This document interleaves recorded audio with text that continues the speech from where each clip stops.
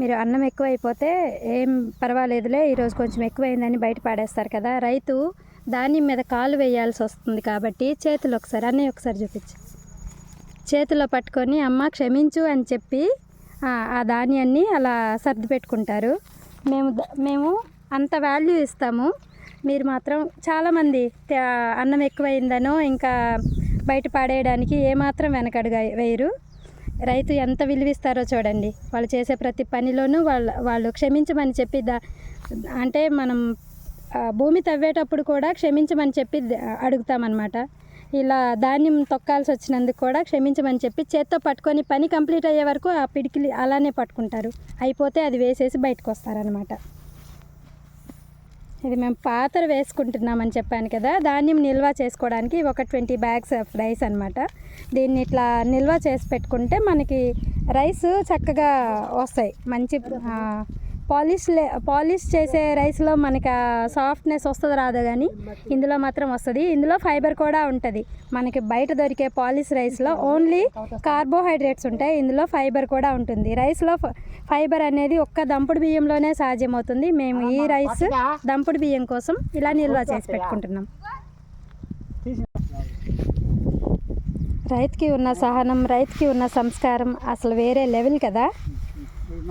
ఓడిపోతామని తెలుసు, నష్టపోతామని తెలుసు, అయినా కానీ రైతు పని ఎప్పుడు మానేసుకోరు.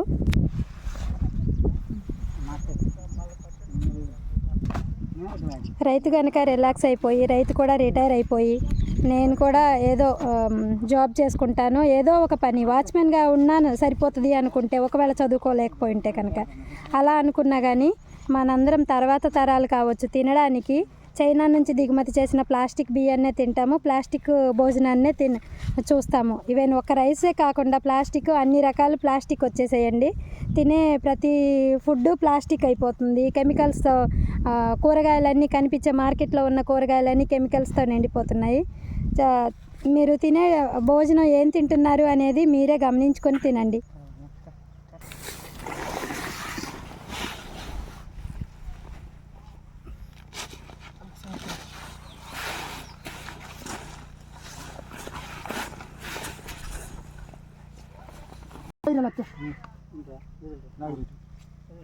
ఇలాగా తాళ్ళు ఎందుకు వేసుకుంటున్నామంటే తర్వాత గడ్డి వేస్తాము, అది తీసేటప్పుడు ఈజీ ఉండడం కోసం ఇది టెక్నిక్.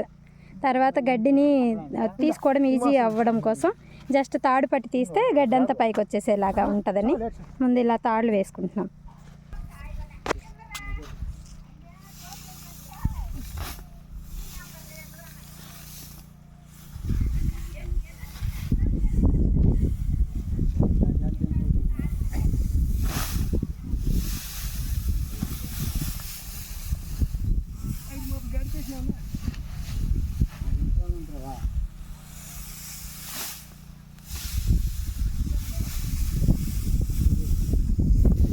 దీని తర్వాత కంప్లీట్గా మట్టి క్లోజ్ చేసేస్తారు. ఇది ఒక పెద్ద అరుగులాగా తయారైపోద్ది, బాగుంటుంది. అలా కూర్చోడానికి కూడా యూస్ చేసుకోవచ్చు మనం. మళ్ళీ వర్షాకాలం అంతా ఉంచేసుకోవచ్చు అనమాట. ఇలాగా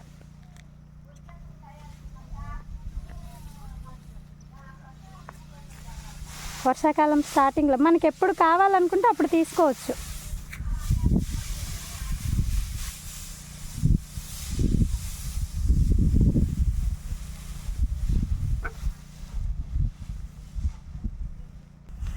అని ఒకవైపు నుంచి వేస్తాం. గడ్డిలో మంచి పుట్టగొడుగులు వస్తాయి. తర్వాత పెడదాం, విత్తనాలు ఉంటాయి కదా తీసుకొచ్చి వేసేద్దాం. ఈ గడ్డిలో వేస్తామంటే ఉప్పు వేసేసి చక్కగా వచ్చేస్తాయి.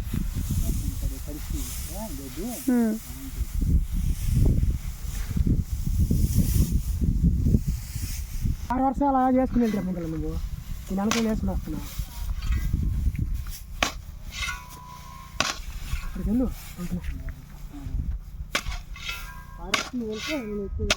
దానికి నాకు అప్పుడు తెలియకపోయేది కదా, 100 రూపాయలు వాడడం అప్పుడు అది రాకపోయాడు.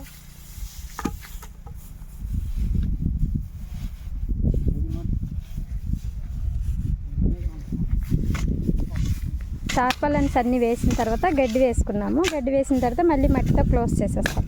మట్టితో క్లోజ్ చేసేసి మంచిగా అలికేస్తాం. దానికి చక్కగా పేడ అవి వేసేసి టైట్గా అలికేస్తామంటే వాటర్ కిందకి దిగకుండా. వర్షాకాలం వరకు మనం ఉంచము. ఈ June starting first week second వీక్లోనే మనం తీసేస్తాము. 2 months నిల్వ ఉంటే సరిపోద్ది. ఆ రైస్ మంచి చక్కగా అంటే మెతుకు అతుక్కోకుండా అలా చక్కగా వస్తుంది అనమాట. ఇలా మొత్తం ఇదంతా ఇంత హైట్ ఒక అరుగులాగా అంటే ఓ మండపం లాగా వస్తుంది. చక్కగా కూర్చొని కబుర్లు చెప్పుకోవడానికి కూడా బాగుంటుంది అన్నమాట.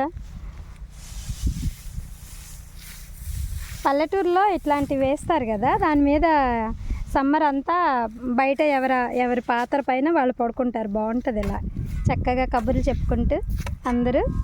సమ్మర్ అంతా ఇలా అంటే ఫ్యాన్లు ఉండవు, పవర్ కట్స్ అవి ఉంటాయి కదా ఇటు సైడ్. సో ఇలా ఆరు బయట పడుకుంటారు.